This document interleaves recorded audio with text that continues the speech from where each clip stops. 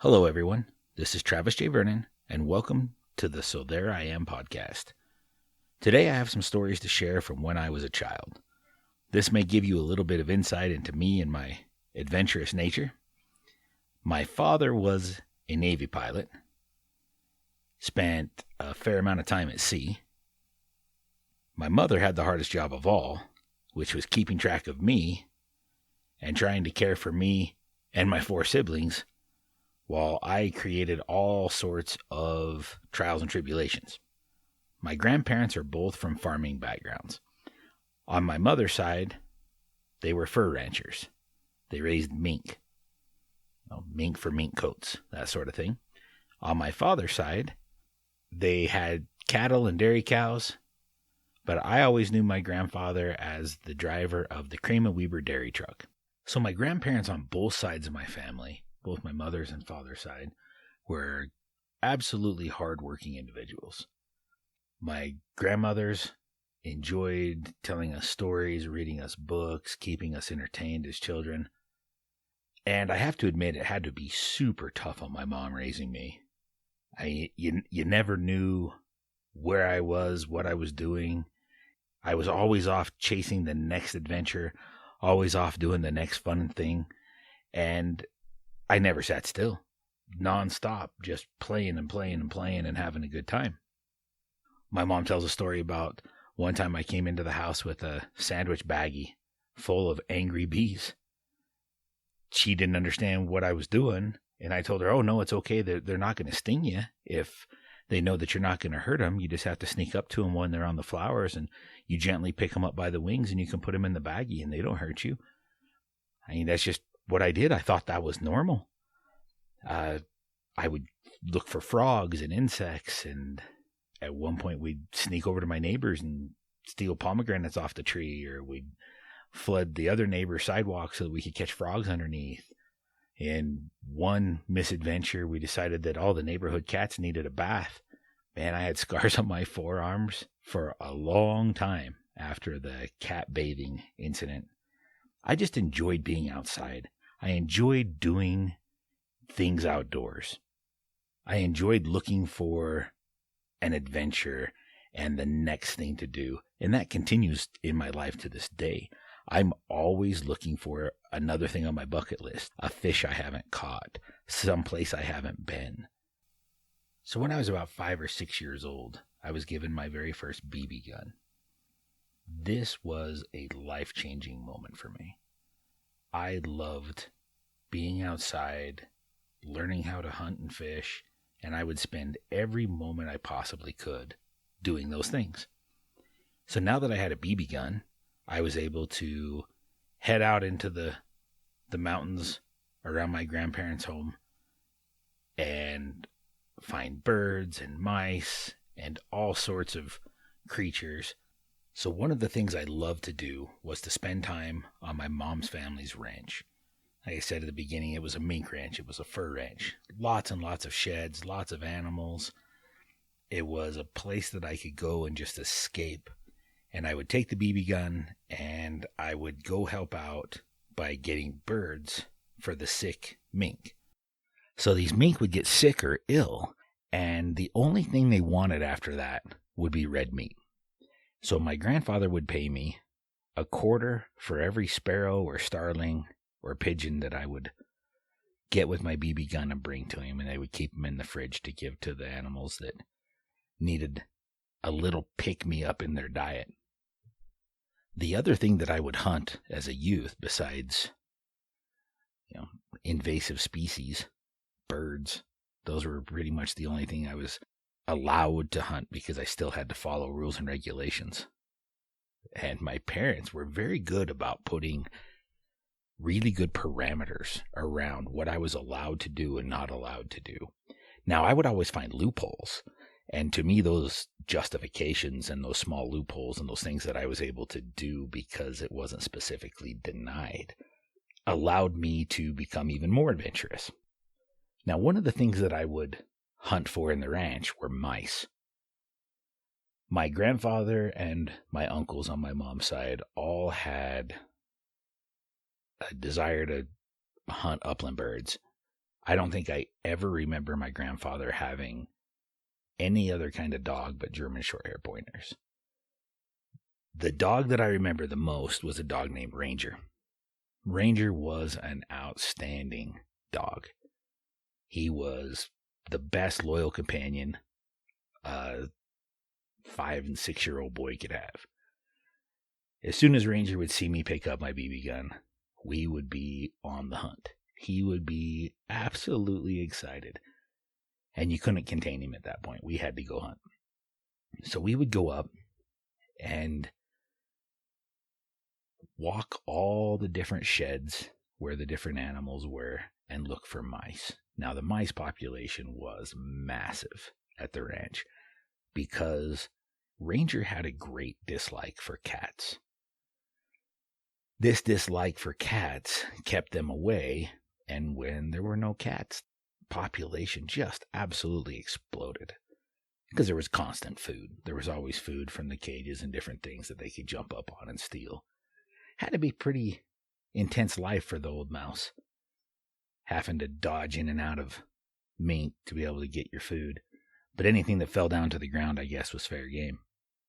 So in the mink ranch, I learned hunting skills that literally help me to today. I still use skills that I learned while I was hunting mice. Now, this isn't something that could even be duplicated now. My grandparents no longer raise mink, and my BB gun days of chasing mice are over. But the skills I learned while I was doing it, I still have. Being able to stalk a mouse is not an easy thing. The trails in between the pens were all dirt, and they'd have holes everywhere up and down them. And the mice could see you and hear you coming. And the mice would dart into the hole. They would stay in there for quite some time, and you had to stay motionless. I mean, even your footfall would cause enough of a vibration in the ground that they wouldn't come out of the hole. But if you were very, very patient and waited a super long time, eventually they would slowly work their way out until I could get a shot. I would fill buckets. Now, a bucket at that age, like an ice cream bucket, because I couldn't carry a 5-gallon bucket. It was just a little bit too heavy for me when it was full of stuff. But my grandfather would pay me a nickel a mouse to try and rid the ranch of all these mice. I don't think he realized how good I was getting at it, because one of the very first times he paid me out, it was close to $6. I'll let you guys do the math on that. It was more than he thought he'd have to pay. I think he was more surprised at how many there were up there. I absolutely loved heading out with Ranger and hunting mice and birds. One of the rules my parents would set for me is I had to have a curfew. Because if I didn't have a curfew, I'd just stay out all day. It's just how I was. My curfew was typically 1 hour after dark. They knew that if I wasn't home after dark, once it was too late to fish or hunt, that something had happened. So that was one of the rules that my parents had set for me. Now keep in mind, this is an hour after dark for a kid who is 6 years old, because I would just take off. If I had something that I could go do, I was doing it. There were some mountains up behind the mink ranch that I would hike with Ranger, and we'd go up, and every so often we'd see rabbits or foxes, lots of different things. Now keep in mind, again, I was just with the BB gun. So it really often turned into just a shed hunt. I'd find some cool shed antlers, and I'd take those home, and my Grandma Betty would always revel in whatever accomplishment I had made. When I'd come home with a fossil, oh, this is fantastic. Let's start a rock collection. Let's start looking for more fossils. Were you able to find any arrowheads? Were you able to find any shed antlers? Were you able to find... She always kept me interested in the next thing and would tell me fun stories. She was a great supporter of all my little adventures. I remember when I was about 8 years old, my grandpa and my uncles were going to go pheasant hunting. And I believe my father was on cruise at this point. A lot of times if Dad was on cruise, if it was summer break or over Christmas break, we would go to my grandparents' house and hang out there for a while. And it was absolutely heaven for me because I would be able to go experience all these places to hunt. So they were leaving on a pheasant hunt, and I know I was so disappointed. I wanted to go so bad, but here I am, just a young kid with a BB gun. I didn't get to go. There just wasn't room. But Ranger at this time also didn't get to go. I think he was just a little bit too old, and they didn't take him with. In my dismay, I decided to go grab the BB gun and head up the mountain. I didn't make it very far. We got into the backyard and were crossing the barbed wire fence when Ranger went on point. Now, I didn't know what point was. I didn't really ever see him do this. And I snuck over, and I could see in front of him there is a bird with a great big red eyeball. Or what it looked like anyway, was a big red eyeball. I snuck up as close as I dared. Ranger was immobile, lock solid on point. I aimed my BB gun, pull the trigger, and it was absolute pandemonium. Feathers. For anybody that's seen a rooster pheasant flush, the cackles and the noise for an 8-year-old boy, it was overwhelming. Well, that pheasant flew through the barbed wire fence and started heading down through the backyard towards the garage of the house. Ranger hot on his heels. I don't know if he'd been mortally wounded, but he had definitely been wounded. He hits the next fence by the garage as Ranger grabs him, gives him a death shake, and brings him back to me. Now, this was my first experience with an upland bird. It was also first experience with a pointing dog and a dog that brought the bird to hand. I was in absolute awe. I was worried I was going to be in trouble because the bird was so beautiful and it wasn't on the list of the birds that I could hunt. So I was pretty sure I was in a lot of trouble, which at this time of my life was pretty commonplace. It was just how much trouble was I going to be in really on a day-to-day basis. So I take the bird into the house, and my grandma Betty is so excited. She starts to congratulate me, tells me what it is. You're going to be able to, have this for lunch. She shows me how to clean it. She starts to fry it up, gives me all the feathers so that I can save them for my collections. It was the exact opposite of what I thought was going to happen, which is why she was such a special woman. So I get my first pheasant at the age of 8. I was a poacher. I had broken the law. But not really, because I don't even think that there was a season in that part of the state at that time, because there weren't pheasants there. It was somebody's pen-raised bird that had gotten out. And unfortunately, he was in the backyard of an 8-year-old boy with a BB gun and a German short-hair pointer. And we were pretty good at what we do. So my grandma Betty's so excited. And then my uncles and grandfather go home that evening. And the story starts to be told of how they went out, drove all this way, did all these things, didn't kill a single bird. Meanwhile, I got one with a BB gun in the backyard. Pretty spectacular day for an 8-year-old kid. That was one of the moments that I will never forget. So awesome. And they're delicious. Pheasants are a delicious eating bird. Now, that being said, there was a day at my parents' home after my father had retired from the Navy, and there were tons of sparrows in the backyard eating the birdseed. Because my dad had put out, he loves mourning doves.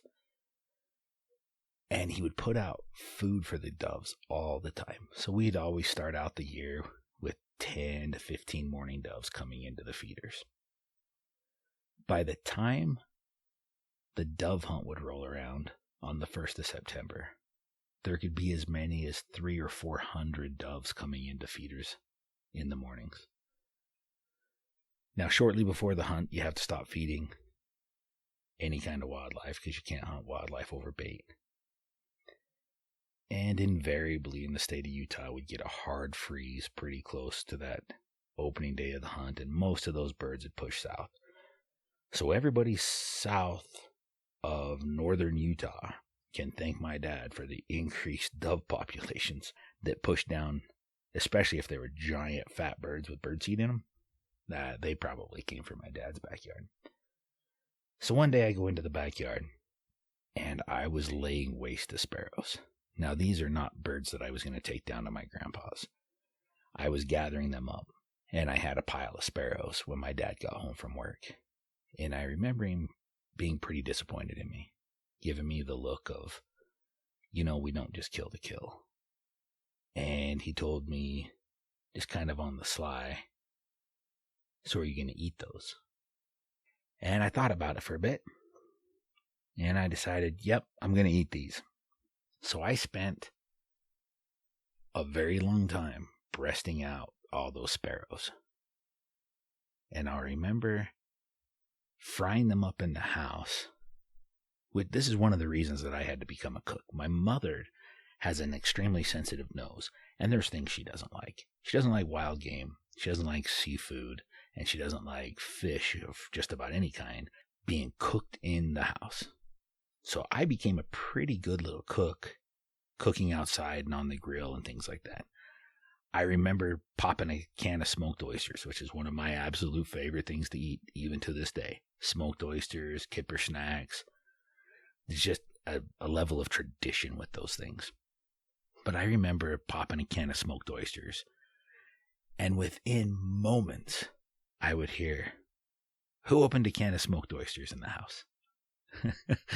Sometimes it became a game. Could we eat them, dispose of the evidence, and mom not know? That is an impossibility. There is no way. Nowadays, I can crack a can of smoked oysters and I know exactly how strong that smell is. As a kid, I don't think you pay attention to that stuff. So there were a lot of times in the winter I would be sitting out on the deck in the snow with a sleeve of saltine crackers and a can of smoked oysters just because they're so delicious. I would just eat them whenever I could. So I take in these sparrow breasts and I start up the fry pan and I put a quick sear on them, and I decide to add just a little bit of brown sugar and soy sauce. Now, had I added these to, say, a stir fry or something like that, they'd have probably been pretty good. The way they turned out was super salty, and I pretty much had to choke them all down. Wasn't my favorite food, but it did teach me a valuable lesson. To not kill something if you're not going to eat it. So I've kind of lived by that the rest of my life. But I also learned later on that just because a dish doesn't taste good, it's not because of the animal most of the time. It's because of the butchering and the preparation and the cooking. Most things can be made to taste amazing. Not a fan of the word gamey. Elk tastes like elk, deer tastes like deer, antelope tastes like antelope. Different ducks taste like different ducks. Mallards taste like mallards, gadwall tastes like gadwall. Now, if that bird has been eating rice in the California rice fields, it's going to taste better than if it's been eating duckweed in northern North America. They all taste great, but some can taste better than others. Now, don't get me wrong when I say that my mom didn't like me cooking in the house. She'd let me cook in the house. She just didn't like it. And looking back at all the trials and tribulations I must have given my mother, she's an absolute saint. So some of the other things that I loved to do as a child was fish. I would fish as often as I could. That actually has become, even to this date, a difficult thing that I have in my life where I have to balance all of the outdoor activities I have. If I have the opportunity to go fishing or hunting or different things, I have to pick and choose. Because on the same day that you can duck hunt, you could probably rabbit hunt or grouse hunt or fish for trout, or there's all these different options. So I tend to go season to season and use different methods of take. And I really, truly enjoy them all. There's something special about each activity. So one of the other things that I would do as a child is ride my bike. During later middle school into high school, almost every single day after school, I was hunting or fishing, either by myself or with my friend Arno, who lived down the street. Now, when I say down the street, I'm in a country town in Utah, and down the street to his house was a little over a mile, but it was all downhill on my bike. So a lot of times I'd ride my bike to his house after school, and then he had a trailer for his three-wheeler, another death machine, but we didn't die, so that's all great. And sometimes he would throw my bike in the trailer and run me back up to my house. Later on, once I turned 14, we had a vehicle called the Beast. Oh, and there'll be stories about the Beast. But my parents would let me take the Beast down to his house and back. So sometimes I was able to take the vehicle down to his place and back. Now we would fish and hunt and grouse hunt, and I became a pretty decent off-road driver because of the Beast. It was a giant boat of an Oldsmobile. And you had to learn how to steer to avoid rocks and not damage the underside of the car. But man, we could get that into places that, well, there's no way we could have gotten there any other way than on foot, because we didn't have anything else. So we made do with what we had. So there's this little stream that would flow into a bigger river below my parents' house. This stream would have Bonneville cutthroat trout, the native fish of Utah, actually the state fish of Utah, and an occasional brook trout. So after school, I'd jump on my bike, and I would ride my bike all the way down to the spot where I'd like to fish. It was about a 4-mile bike ride. Most of the farmers had given me permission to fish their sections of the creek. So I'd ride down after school, catch a couple of fish, bonk one or two to take home and eat, and then I would ride all the way back home with my fishing pole on one side and a willow stick with trout on it on another. That was how I was taught by my father, and to my knowledge, how he was taught to transport trout. You just find a small willow stick. Think of a slingshot, a Y fork, and you would cut that Y stick with a really, really long tail, and then you just run that through the gill, out the mouth, and the Y on the end of it would keep it from sliding off of the stick, and then you could just carry that around. I do that to this day. I'll have to do a YouTube video and kind of walk you through that. Now, this is one of the things that my father taught me, how to read small streams for trout fishing. Now, he would typically fish with a spin rod, real short line. He was very stealthy. He would always sneak up on the trout, and he taught me how to approach a trout stream in a way that they would not see or hear me coming. He would typically use a snelled hook rig, and at the end of that snelled hook, he'd just tie it directly onto his fishing line. And then onto that fishing line, 6 or so inches up from the hook or just above the snell, he would put a single split shot.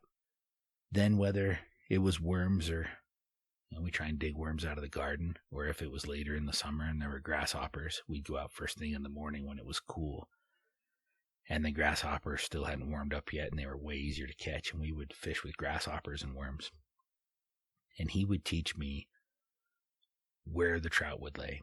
Now, most of the time, we would just use 6 to 8 feet of line out the end of the rod, and kind of pendulum swing it up into the likely spots where the trout would be. Very quickly, the pump, pump, pump, little telltale signs of the trout grabbing your bait. And you get really good at feeling the bite, but it takes a lot of finesse to get the hook set right. You want to set the hook so that you hook him in the mouth. He didn't like it if we let him swallow it and they'd get hooked in the stomach or the gills, because those fish we'd always have to kill. And as a child, a lot of streams weren't even closed during the cutthroat spawn, and we would go fish during the cutthroat spawn. And the rule was, if we were going to kill a fish to eat, it had to be a male. So we had to be very careful with how we fish so that we wouldn't damage any of the females. And then we would never target the females. So I learned, up until that point in my life, everything I knew about reading trout water was from my dad. I was probably 3.5, maybe 4, when he took me up Chalk Creek. And we went up to this little spot that we called Skunk's Point. Doesn't even exist now. Chalk Creek's meandered away from what used to be Skunk's Point and rerouted. Now it's just an alfalfa field where I caught my very first fish.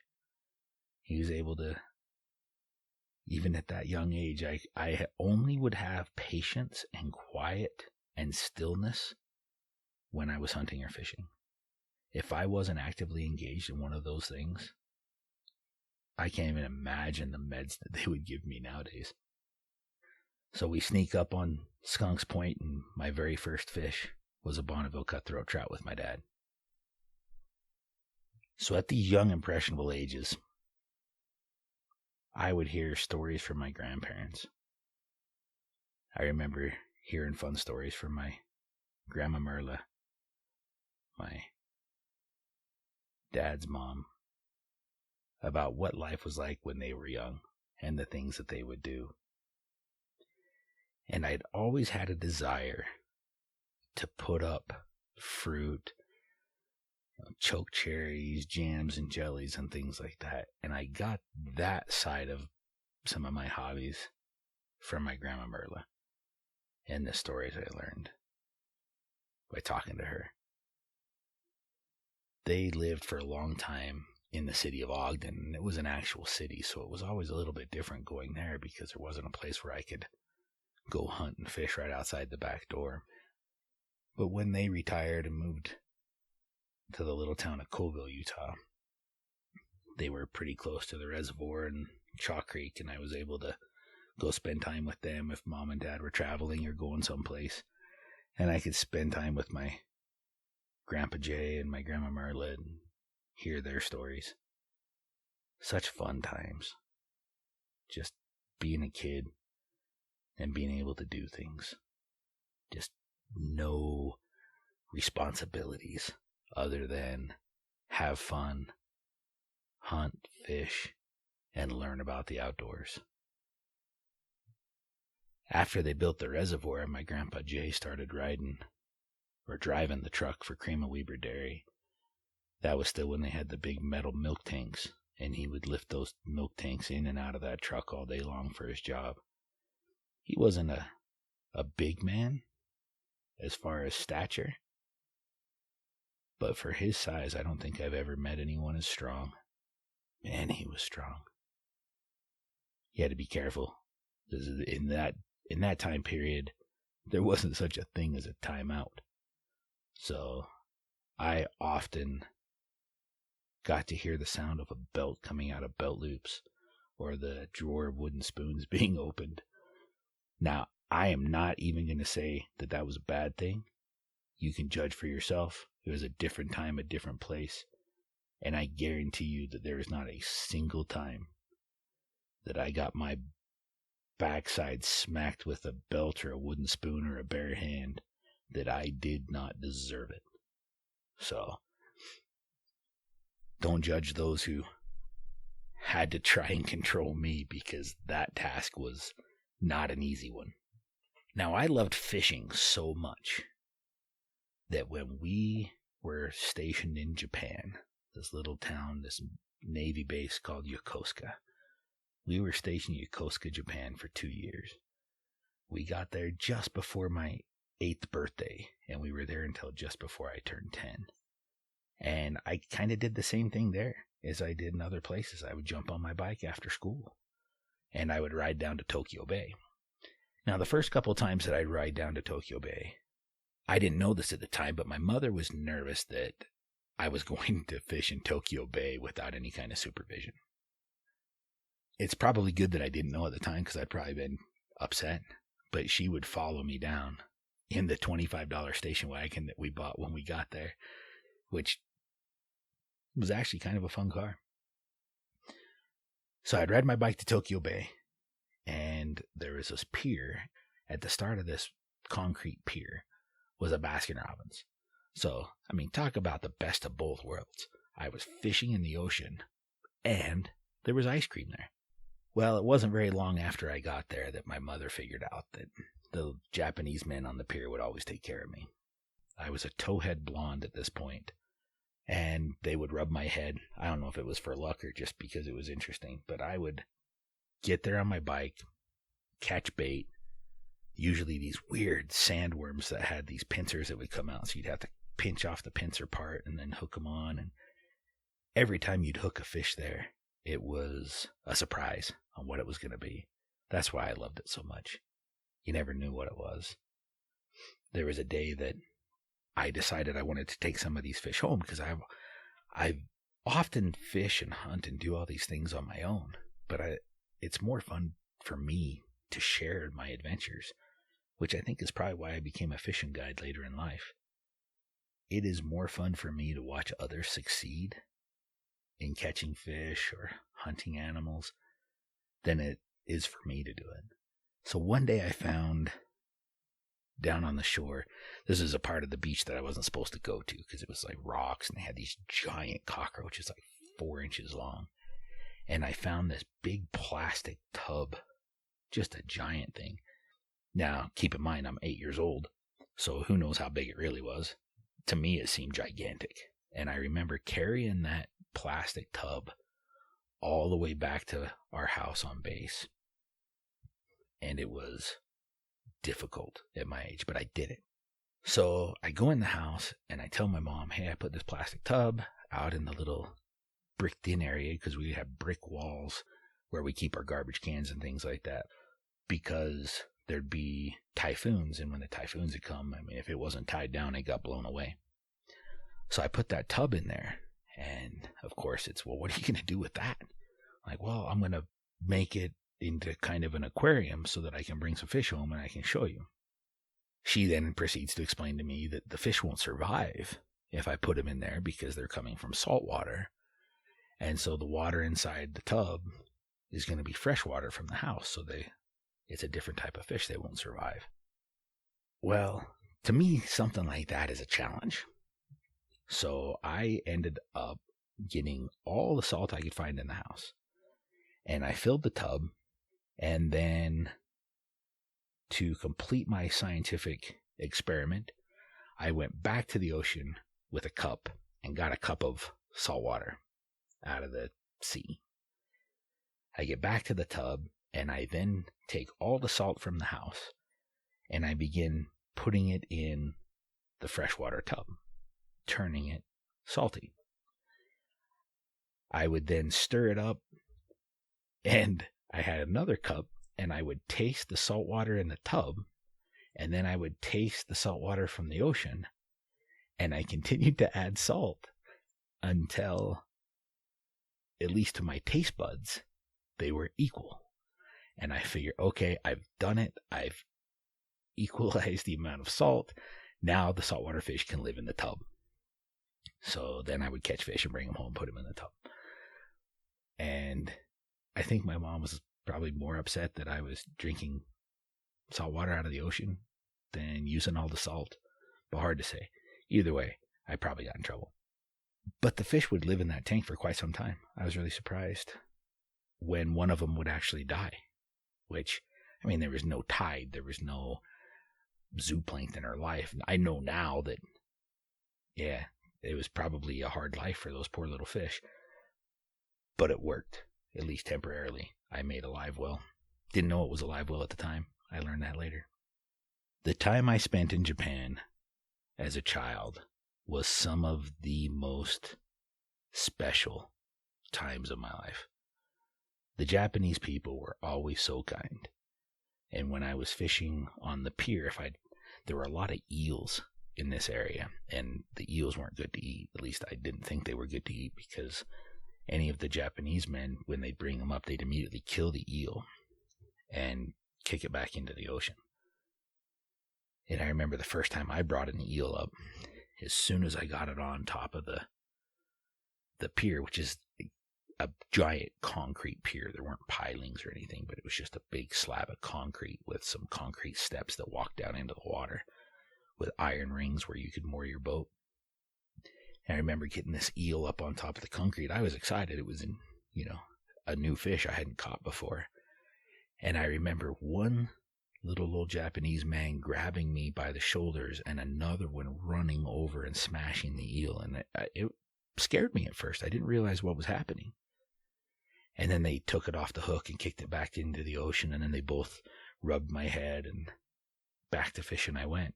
I didn't realize that they were protecting me, that there was a chance for me to get bitten or cut. Well, I decided on one occasion that I was going to go grab some ice cream up at Baskin-Robbins. So I put my bait out, hook my pole up, walk up to Baskin-Robbins, and when I get back from Baskin-Robbins, my fishing line was directly straight down by the steps, and it didn't look like it was in the same place where I cast. And as I watched the fishing line, it would slowly move. Well, I tried to reel it up, and it was just dead weight. So I thought, well, maybe I'm hung up on the bottom. So I keep eating my ice cream.